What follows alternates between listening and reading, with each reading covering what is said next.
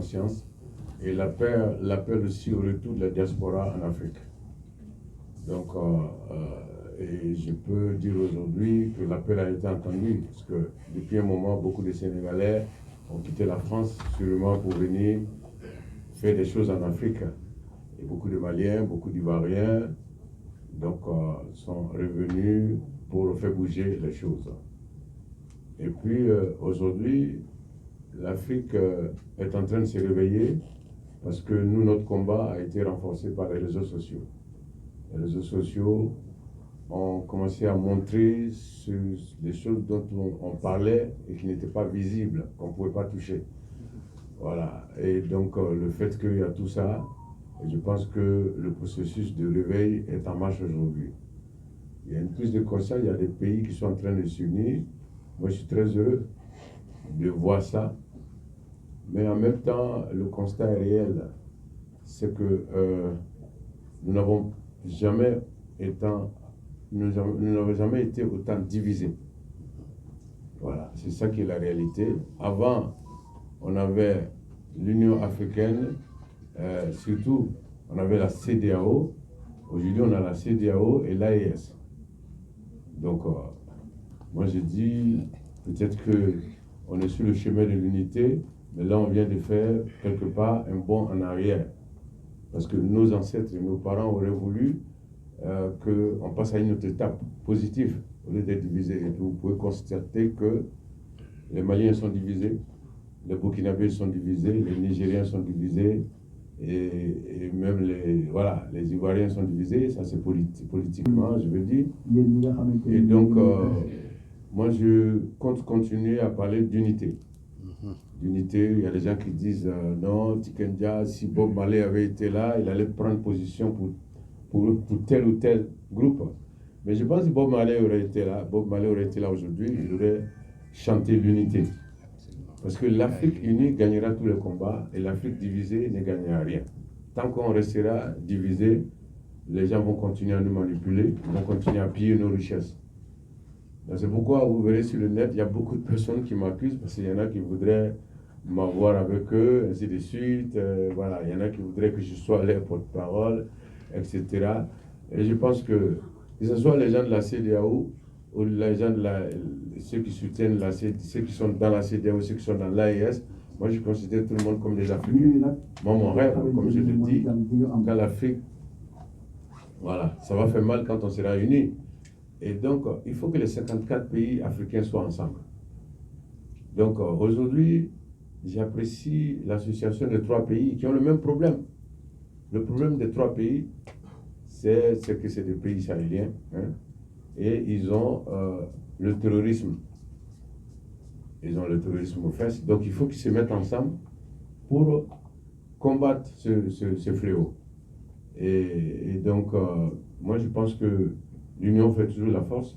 J'espère qu'il y aura une seule armée et peut-être un seul président pour ces 3 pays. C'est ce que je vais appeler une vraie unité.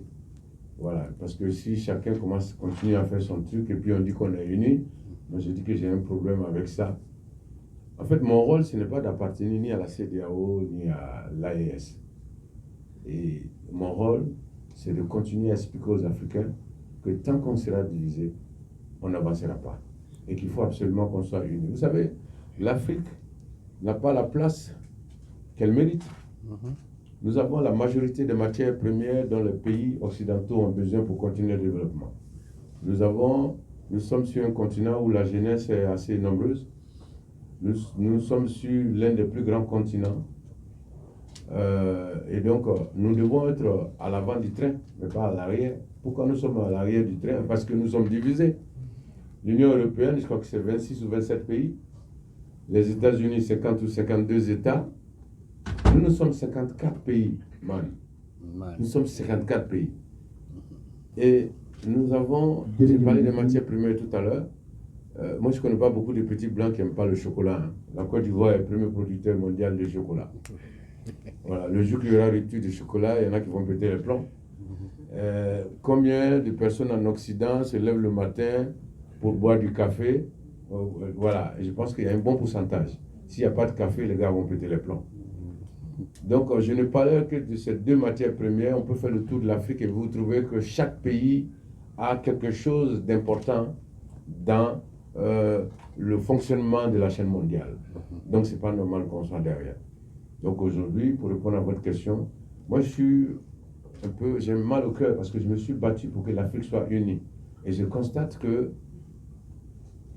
voilà, au lieu qu'on utilise les réseaux sociaux, parce que si nos ancêtres avaient eu les réseaux sociaux, mon vieux, comment ils allaient l'utiliser? Mais ils allaient l'utiliser le maximum positif. Positif, pour s'unir, pour se mettre ensemble, pour se rassembler, pour renforcer l'amour, l'intégration, se mettre ensemble pour combattre ceux qui nous exploitent depuis des décennies et qui continuent à nous exploiter. Ils sont dans un combat un peu légitime, naturellement. Vous savez, tous ceux qui se sont levés ce matin, c'est pour aller chercher à manger pour leurs enfants. Donc, eux, ils vont prendre tant que nous, on ne leur dit pas de stopper. C'est-à-dire que tant que nous, on ne se met pas ensemble, pour leur dire, mais attends, vous avez des enfants, mais nous aussi, on en a. Donc, les matières premières que vous prenez nous appartiennent. Donc, il faut qu'on ait notre part et qu'il faut qu'on ait la grande part, parce que c'est nous qui sommes propriétaires de ces matières premières. Et donc, c'est à ça que moi, je veux que les Africains arrivent, qu'on soit unis. Je souhaite que l'AES et la CEDEAO trouvent une solution pour se mettre ensemble. Parce que divisé, on est moins fort, unis, on est très très puissant. Et c'est ce que je souhaite pour l'Afrique. Donc, mon avis aujourd'hui, c'est que le processus de réveil est là. Les énergies sont là, mais elles sont dispersées. Elles sont dispersées parce qu'on a utilisé les réseaux sociaux pour s'insulter, pour se dénigrer. Voilà, quelqu'un vient parler d'un sujet. Moi, au lieu de venir débattre avec lui pour lui dire pourquoi je ne suis pas d'accord et voilà ma manière de voir les choses, non, je vais venir, je vais dire que c'est un connard, je vais même insulter ses parents, etc. Et quelqu'un prend une position, on dit non, tu n'as pas le droit de faire ça, il faut absolument que tu sois avec nous. Tu dois être avec nous parce qu'on dit que le reggae, c'est la musique des révolutionnaires. Moi, je dis que c'est la musique de One Love aussi, de l'amour. L'amour, Bob Marley aurait été là aujourd'hui, il n'aurait pas pris un camp, il ne serait pas allé avec l'AES ou la CEDEAO. Il allait chanter unité, comme il a dit, Africa Unite. Voilà, je pense que c'est cette position que Bob Marley allait prendre aujourd'hui. Et donc, c'est cette position que moi je dois garder, malgré les injures. Et Bob a vécu le même problème en Jamaïque. Sinon, pourquoi il aurait pris une balle? Bob Marley a pris une balle, tout le monde sait. Parce que tout le monde voulait l'avoir avec lui. Voilà, il y a deux partis politiques qui étaient en guerre pour le pouvoir et chacun voulait avoir Bob Marley. Et donc, comme il voulait rester sur une position d'apaisement, de rassemblement, et donc il était en train de répéter pour faire un concert d'unité, ils sont venus tirer sur lui. Voilà, et donc c'est ma position aujourd'hui. Donc il y en a, voilà, vous verrez sur les réseaux sociaux, on me traite de vaurien, de vendu, etc.